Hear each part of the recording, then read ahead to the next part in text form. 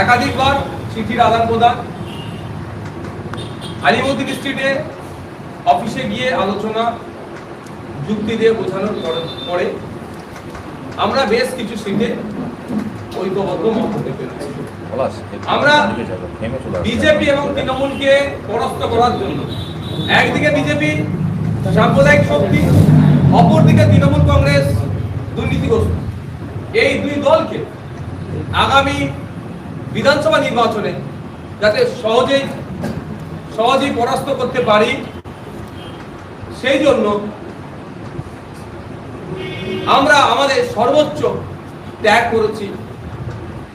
এই সিট সমঝোতা বলুন, আলোচনা বলুন, বা বাংলার মানুষের স্বার্থে যে জোট বা যে লড়াই আসছে তার জন্য আমাদের মধ্যে থেকে যে আলোচনা হয়েছে, সেই আলোচনায় বাম এবং আইএসএফ এর সর্বসম্মতিক্রমে যে সিটগুলোতে আমরা চূড়ান্ত সিদ্ধান্ত নিয়েছি, সেই সিটগুলোর ঘোষণা আমাদের পার্টির ওয়ার্কিং প্রেসিডেন্ট শামসুর আলী মল্লিক সাহেব ঘোষণা করছেন।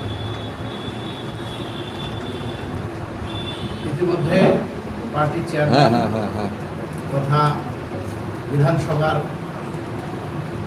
অন্যতম গুরুত্বপূর্ণ বিরোধী দলনেতা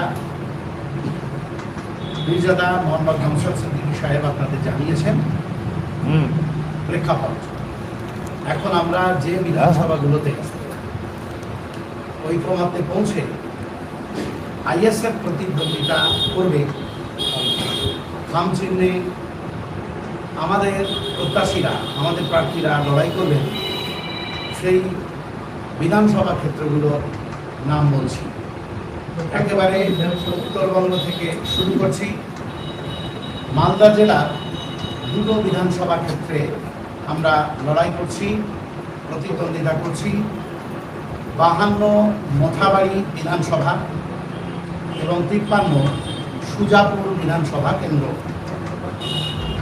মুর্শিদাবাদ জেলার শামশেরগঞ্জ 56 নম্বর বিধানসভা কেন্দ্র, 58 নম্বর রঘুনাথগঞ্জ এবং 73 নম্বর হরিহরপাড়া। নদিয়া জেলার 79 নম্বর নাকাশিপাড়া বিধানসভা কেন্দ্র, 79 নম্বর হবে না, নাকাশিপাড়া বিধানসভা কেন্দ্র। উত্তর 24 পরগনা জেলার 101 অশোকনগর, 102 আমডাঙ্গা, 118 মধ্যমগ্রাম, 120 দেগঙ্গা, 121 হাড়োয়া, 122 মিরাখা এসসি, 124 বসিরহাট উত্তর, 127 বাদুলিয়া, 128 বাসন্তী এসসি। এবার দক্ষিণ 24 পরগনা, বাদুলিয়া পর্যন্ত উত্তর 24 পরগনা। এবার আমরা দক্ষিণ 24 পরগনা জেলার বিধানসভা ক্ষেত্রগুলোর নাম বলছি।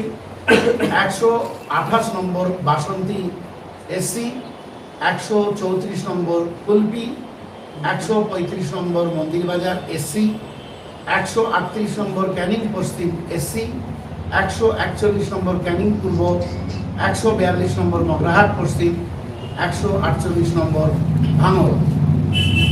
হাওড়া জেলার দুটো বিধানসভা ক্ষেত্রে আমরা প্রতিদ্বন্দ্বিতা করছি। 176 নম্বর উলুবেড়িয়া পূর্ব, 182 নম্বর জগৎবল্লভপুর। হুগলি জেলার দুটো বিধানসভা কেন্দ্রে আমরা প্রতিদ্বন্দ্বিতা করছি। 196 হরিপাল, 202 খানাকুল। পূর্ব মেদিনীপুর জেলার 208 মহিষাদল, পশ্চিম মেদিনীপুর জেলার 234 শালবনী, পশ্চিম বর্ধমান জেলার 283 বারাবণী, বীরভূম জেলার 286 বোলপুর। এই মোট 29টা কেন্দ্রে আমরা আলোচনার ভিত্তিতে ঐক্যমত্যে পৌঁছেছি এবং এই বিধানসভা কেন্দ্রগুলোতে আইএসএফ প্রার্থীরা খাম চিহ্নে প্রতিদ্বন্দ্বিতা করবেন। এছাড়াও আমাদের সঙ্গে বামফ্রন্টের প্রতিনিধিদের নেতৃত্বের আলোচনা চলছিল এমন কয়েকটা আসন নিয়ে। আমরা দেখলাম যে কোনো কারণেই হোক, সেটা ভুলবশত হতে পারে, পাঁশকুড়া পশ্চিম বিধানসভা, নন্দীগ্রাম বিধানসভা, ভগবানগোলা বিধানসভা এবং মুরারই বিধানসভা। এই 4টে বিধানসভাতে আমরা আলোচনা চালাচ্ছিলাম, কিন্তু ইতিমধ্যে বামেরা সেখানে প্রার্থী ঘোষণা করে দিয়েছেন। আমরা কিন্তু আপনাদের জানাচ্ছি এই সাংবাদিক সম্মেলনের মধ্য দিয়ে পাঁশকুড়া পশ্চিম বিধানসভা, নন্দীগ্রাম বিধানসভা, ভগবানগোলা বিধানসভা এবং মুরারই বিধানসভাতে আমরা প্রতিদ্বন্দ্বিতা করছি। বাম নেতৃত্বের কাছে পত্র মারফত আমরা তো জানিয়েছি, ইমেল মারফতও আমরা জানিয়েছি। আজকে সমাজ, গণমাধ্যম এবং সংবাদ মাধ্যমের মাধ্যমে আমরা জানাতে চাই যে 4টে আসন নিয়ে আলোচনা চলছিল, আমরা যে 4টে আসনে প্রতিদ্বন্দ্বিতা করতে চাই, এই 4টে আসনে আপনারা ঘোষণা করলেও যাতে আপনারা প্রার্থী না দেন, এই অনুরোধ আপনাদের কাছে আমরা রাখছি। কারো কোনো কোশ্চেন আছে? এই 4টে থেকে বামেরা অলরেডি তো প্রার্থী ডিক্লেয়ার করেছে। জি, আমাদের আলোচনা চলছিল, আলোচনা চূড়ান্ত না হওয়ার পূর্বেই ঘোষণা করেছে। আমরাও ঘোষণা করছি, আমরা আশা করব বাংলাদেশ পক্ষ থেকে এই 4টি সিটে মনোনয়ন দেওয়া হবে।